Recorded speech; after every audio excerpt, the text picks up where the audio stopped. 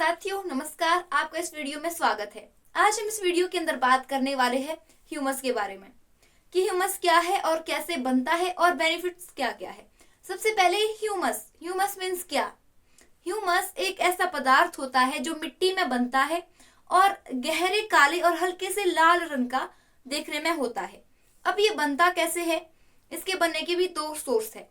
पहला है कि जितने भी तरह की जीवित चीजें हैं, जीवित चीजों में हम खुद को भी ले सकते हैं और जो जीवाणु होते हैं और कोई पक्षी है, कोई जानवर है और जितने भी तरह के जीव जंतु प्राणी हैं, सूक्ष्म जीवाणु है, केंचुए हैं, उन सभी का मृत शरीर जब वो उनकी मृत्यु हो जाती है उसके पश्चात उसके बाद जब वो मिट्टी में मिलते हैं, यानी कि सूक्ष्म जीवाणुओं के द्वारा जब वो मिट्टी में मिलते हैं तो वो ह्यूमस कहलाता है।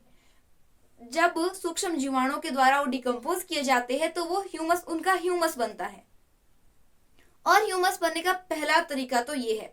अब दूसरा क्या है ये समझते हैं, लेकिन पहला तरीका जो है ये हमारे हाथ में नहीं है, क्योंकि हम ऐसा नहीं कर सकते हैं और हमें ये भी पता नहीं रहता है कि कितनी मात्रा में ह्यूमस बन रहा है, ऐसा कुछ नहीं है। तो पहला सोर्स हमारे लिए पॉसिबल नहीं है। लेकिन जो दूसरा सोर्स है वो ह्यूमस बनने का क्या है, चलिए वो जानते हैं। देखिए होता क्या है, जब हम मिट्टी में आच्छादन करते हैं प्राकृतिक वनस्पतियों का, तो प्राकृतिक वनस्पति क्या करती है, इन्वायरमेंट में से जब वो है यानी कि लहरा रही है, जब वो फसल है तो उस वक्त वो क्या करती है, इन्वायरमेंट में से वो कार्बन डाइऑक्साइड को लेती है और अपने पास रखती है। और जब उसकी कटाई कर दी जाती है और उसे मिट्टी पर बिछाया जाता है तो उन सूक्ष्म जीवाणुओं के द्वारा जब उसे मिट्टी में डिकम्पोज किया जाता है दोबारा से, तो जितना भी जैविक कार्बन उसने अपने जीवन काल में लिया हुआ था उसे वो दोबारा से छोड़ देती है। मिट्टी में जब वो डिकम्पोज होती है तो उसे वो उस समय छोड़ देती है, जितना भी कार्बन उसने अपने जीवन काल में एकत्र किया हुआ है। तो जैविक कार्बन मिट्टी में छूट गया। अब और क्या चाहिए होता है ह्यूमस बनने के लिए, और चाहिए होती है जैविक नाइट्रोजन। पहला चाहिए होता है जैविक कार्बन, वो कहाँ से मिलेगा, वो मिलेगा आच्छादन से। और दूसरा क्या है, दूसरी चाहिए होती है जैविक नाइट्रोजन। अब मैंने यहाँ पर शब्द यूज किया है जैविक नाइट्रोजन।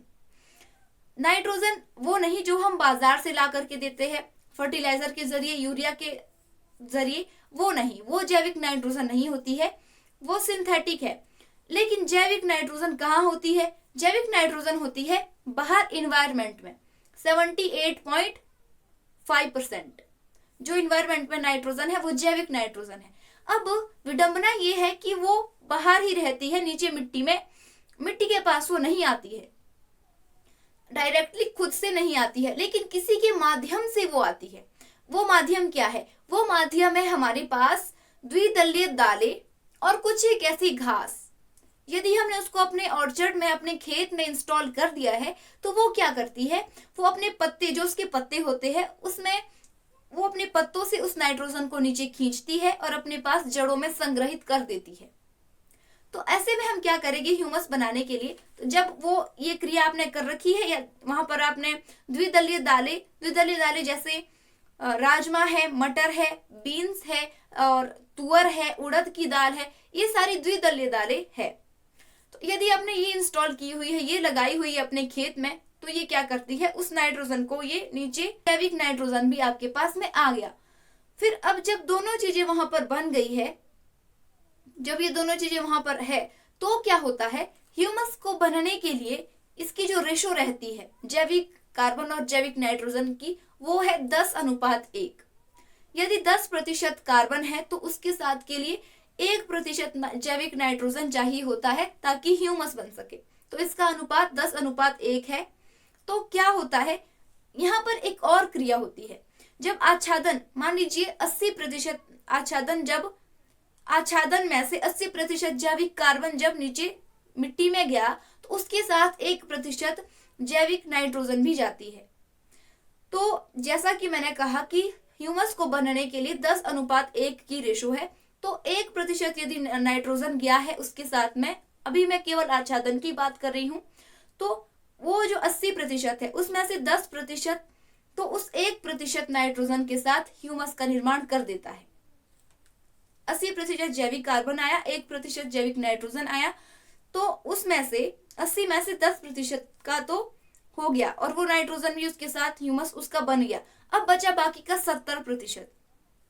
यदि ऐसे में आपने सहयोगी फसलें यानी कि द्विदलीय दालें या ऐसी घास का आपने इंस्टॉल नहीं किया हुआ है, ऐसी घास का प्रबंध आपने यदि नहीं किया हुआ है अपने खेत में, तो जो वो 70% जैविक कार्बन है वो भी कुछ समय के बाद वहां से बाहर चला जाता है इन्वायरमेंट में। ऐसे में ये संभावनाएं बनती है कि वो वहां से चला जाए यदि उसका जल्दी जल्दी यूज नहीं हो रहा है ह्यूमस बनने के लिए।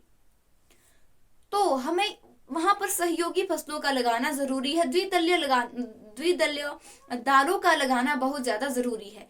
और ऐसे में यदि आप बिजी रहते हैं, यदि आप जॉब करते हैं साथ में बागवानी भी कर रहे हैं, तो ऐसे में आपके पास वक्त बहुत कम बचता है।